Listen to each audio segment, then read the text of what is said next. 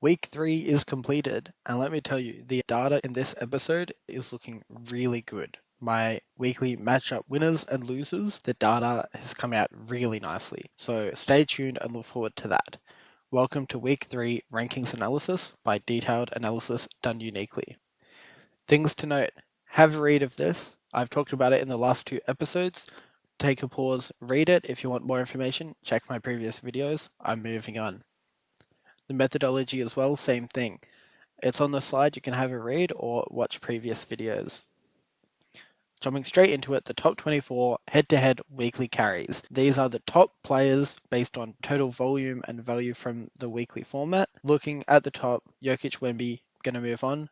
They're good, we know that. LeBron, he was third overall. He's had 1.5 games without AD on the team, and he has been able to pop off with that. Kyrie as well. He had a crazy game today. I think 41 points on massive efficiency from the field, a bunch of threes, really good. Luka had a fantastic week. You can see his ADP there of 3, his weekly rank of 5. Next, moving down, Cat. Cat had a massive couple of games in there, and with 3-pointers, a couple of blocks, he was able to get his value up around 9. We know that Cat's been able to do this in the past, and at ADP of 21, but people were starting to draft him at the end of that first round in 12 teams, and he's really delivered on that this week. Jalen Williams, the next one I want to talk about, ADP of 40, but he came in 13th this week.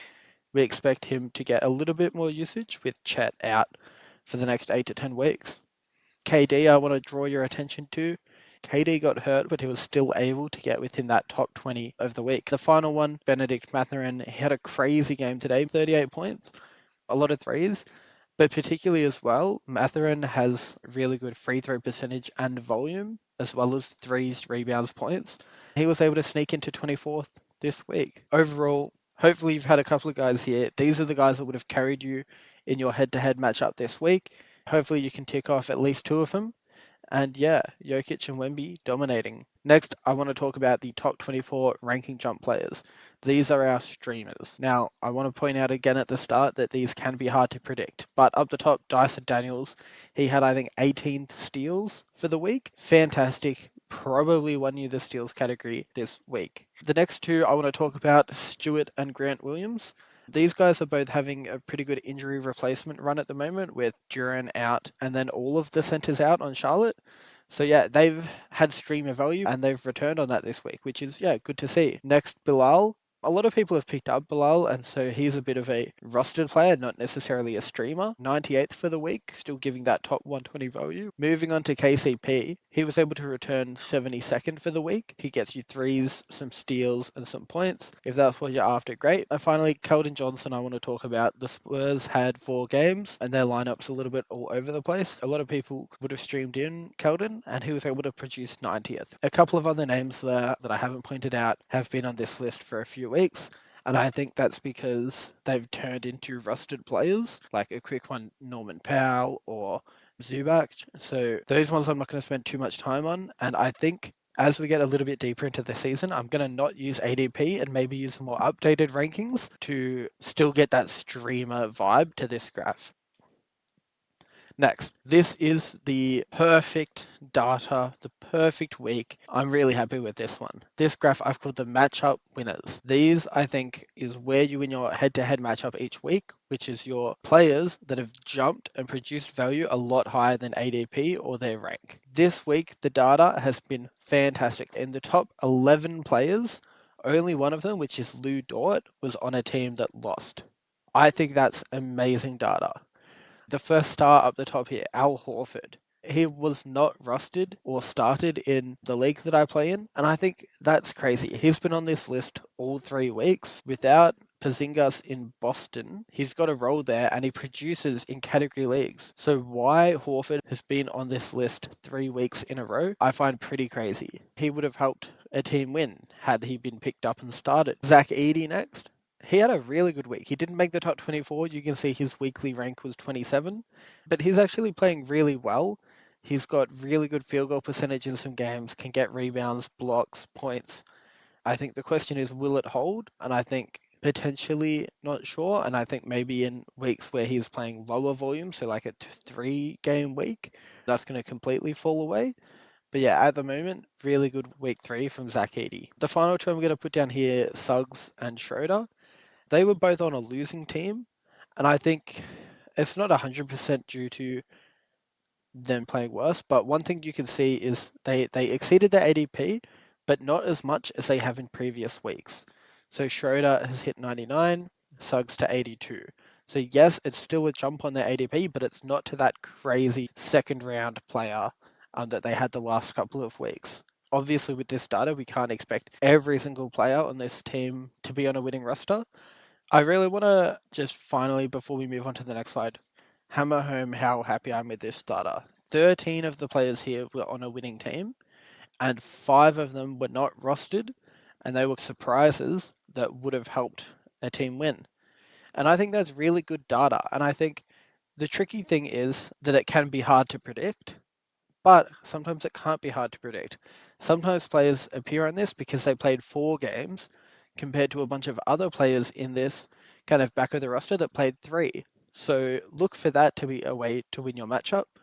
In the Al Horford example, he's been playing fantastic for a couple of weeks and has the role. And so if you're looking for a quick win potentially next week, get Horford in and start him. I also want to say that I don't expect this data to hold every single week. There could be, with that anecdotal data, it's a small sample size, and I can obviously understand that week to week that's going to change. The team with who's on this a lot, Zubac. Zubac's not going to win every single week, and so obviously this list will fluctuate a little bit with how the head-to-head matchups go in the league. But so far, this week's data is good. Last week's data was pretty good, and then week 1 was a little bit shaky. The top 24 just right. Let me know in the comments if you guys like this graph. I might cut it, but I think it does some interesting thing, and it again lets us look at the top players. You can see up the top, Wemby, Jokic, they're doing a fantastic job of being exactly where we want them, which is good. KD, I'm going to point him out again. He pretty much hit his ADP despite missing a game. I think that's fantastic and shows just how well KD's been playing. Hopefully he can keep this up when he's back from injury. Next, with Fred VanVleet, he hit his ADP and he had a really strong game, but then he also had a couple of low scoring games. And that combination of having, the strong game and then the weaker game has actually landed him right about his ADP. In order for Fred to get value and improve on that, we need to see him having good games all the time. Sounds obvious, but even one game in a week that's been otherwise really good does pull them back down to the ADP. Bobby Portis down below, ADP of 118 and a rank of 123. I think this is important to note because Portis had one game this week without Giannis, and even with that extra kind of bump in usage, I think he played pretty well in that game. He was still only able to be about right with his ADP. And I think in weeks where Giannis plays all games and there's no other big injuries, Bobby Portis probably comes in below that ADP. Finally, LaMelo Ball down the bottom. He was pretty close to his ADP, which is fine. But the first couple of weeks of the season, he's been a lot higher than that. Here we have the weekly injury list. The 2 star players that I've got are Embiid and Trey Murphy. They are both returning this week and are going to make their season debut. I think Embiid's got a lot of question marks. Is he going to come back and be dominant? We think he's going to sit out the back-to-back set. So we'll see how he goes. And I think Trey Murphy, New Orleans are completely devastated by injuries at the moment. Let's see what happens, whether he comes in and plays a lot of minutes or whether they bring him back slowly to really take care of that injury and ease him in. The other thing to note with this one is just today, Chet, Maxi, Ja Morant, and KD are all going to be joining this list next week. The worst 24 that played. These are the matchup losers. Again, I'm going to point your attention to the 3 reasons on the right. They either had a really bad game, they got injured midweek, or they had a low game schedule. And I think if you start these guys in a weekly team, then you probably lost. And I think for all the daily changes players out there, the way I want you to think about this is if for some reason you've got your injury reserves full and you weren't able to put these players into IR and you had to have them on your bench and you had a lot of injuries and you weren't able to cycle these players through daily or you had to start them daily, then they would have been a weekly loser. Now, I think the effect is a little bit less in a daily league, but I think the same thing applies. And I want to ask people out there in the comments, leave a comment. how many players did you have from this list, and did you win or lose your matchup this week? Now with that out of the way, holy moly. Did you guys see the data here? None of the worst 24 players from an ADP change to how they actually went in the week based on volume were in a winning matchup in my league. Now, I expected this. This is just running the analysis, doing Z-score analysis, and deciding who the worst players were comparatively to their ADP. And I think that's the matchup losers. And here we are, the data is showing it fantastically. We've got no people in here that played in a winning team. I don't expect that every week, but it makes sense. These players just had a really bad week, either through injury or not playing well. So that makes sense. The other thing is only half of them were actually on a losing team, and the other half have that not started or rostered. Now, obviously, a bunch of these guys are rostered, but for example, Jaylen Brown had a reduced week due to injury.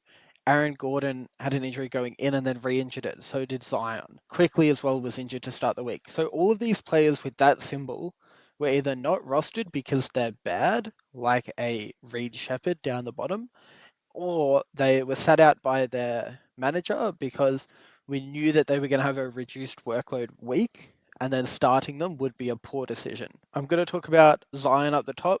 You can see the decision to not start him, despite I think he was day to day, turned out really good. He was day to day, but then he came back and got re injured. So that was a good, smart decision that allowed the team to win. I'm not showing that data here, but yeah, by not playing him, the coach avoided having a matchup loser, which is a net positive outcome. The next one, Tyrese Maxey, that was unfortunate. However, he had been playing maybe the most minutes in the league at 39 a game. It was crazy. He was taking way too many shots as well, and he got hurt. And I think that was a surprise. A lot of these ones with the red crosses were surprises, people getting injured midweek. But at the end of the day, he is still a matchup loser because of that. Jimmy Butler, the next star there, he got hurt. I believe he only missed one game, maybe 1.5 games, the game that he got hurt. But yeah, it kills ya. I think I wanted to draw attention to Jimmy as well because he's maybe the only one on this list with those red crosses that actually you could make an argument that they were injury prone. But yeah, by drafting him, having that potential injury cloud, he then had a poor week because he got injured, and that went on and lost a matchup. So, yeah, the final one I want to talk about is Giannis. So, Giannis in my league was actually not started because he had an injury cloud to start the week. He did come back and play very well, but it's worth noting that if Giannis misses a game, then the Z-score ratings punish him quite hard because of that free throw, the lack of three-pointers. Those weaknesses hurt Giannis so much that in traditional Z-score ratings, he does get a pretty bad whack. But because he missed a game, he wasn't able to push the rest of the stats up enough to push his weekly rank from 100 to maybe 60th. And if he was 60th, then it only would have been a difference between ADP and performance of around 50, which obviously would not have put him on this list. That's why Giannis is on the list, and that's why he wasn't started. The low game heroes. Now, I think this one's really interesting. With so many 3 and 4 game weeks, there were actually no players in week 3 that made the top 120 that only played 2 games. Now, I think this is a factor of a couple of things. On screen, I'm showing the average games played per week for a team. And I think that's an important factor. But the other thing that comes into it is obviously how many players and how many good players are playing 2 games. There were a couple this week, like I believe Tyrese Maxey, because he got injured, and maybe a couple others that played 2 games. But yeah, none that were able to crack it. Talking about the average games played per week for a team, we've got 2.84 in week 1, 3.39 week 2, 3.74 in week 3, and then next week is going to be 3.4. So you can see when the average games overall in the league is lower, such in week 1, there were a lot more players that played 2 games that were able to crack that top 120, 17.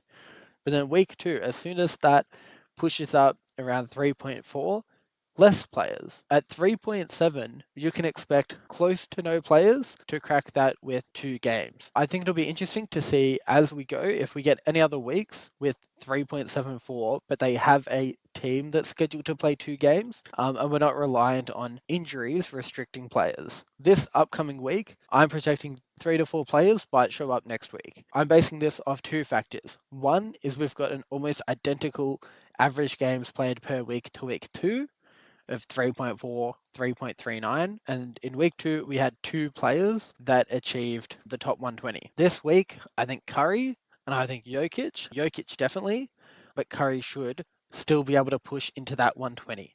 It will be interesting to see where they sit, whether they are 60th, whether they're 90th, or they just scrape in. Now, I think the other two to watch are Embiid and Paul George. Embiid is returning, and Paul George is playing, but Philadelphia play 3 games. That does include a back-to-back. I'm guessing that Embiid will sit one of them, which means his 3-game week is actually a 2-game week. And I think Paul George will be interesting to see if he does sit out that back-to-back. But I think these are the players that we'd expect to see next week. And if we don't see them here, then it'll be interesting to discuss why they weren't able to crack into the top 120 and whether you should have benched them. That's it for today. Again, comment any feedback, subscribe for more weekly analysis. And I think the win-loss results from my league actually spoke amazing this week. The matchup losers, we didn't have any player on that list win their matchup. And then the matchup winners, we had a much better ratio. So fantastic. Now, obviously, this episode's a little bit shorter. I'm going to have season per game averages coming out later this week. I've decided to split it up where this is only the weekly volume data being shown in this episode. And then finally, I'm going to show a full top 120 weekly head-to-head player leaderboard episode. I'm going to give that its own episode, and I'm going to go all the way down to 120. So all of the people that are in the points, and I'm going to show some interesting things. I've already got the data. It's still going to be up until week 3. But for example, Paul George missed the first 2 weeks, but he's now on the board. He's in that top 120 for the season, which I think, is going to be really interesting to see. Thanks everyone for watching and have a good one.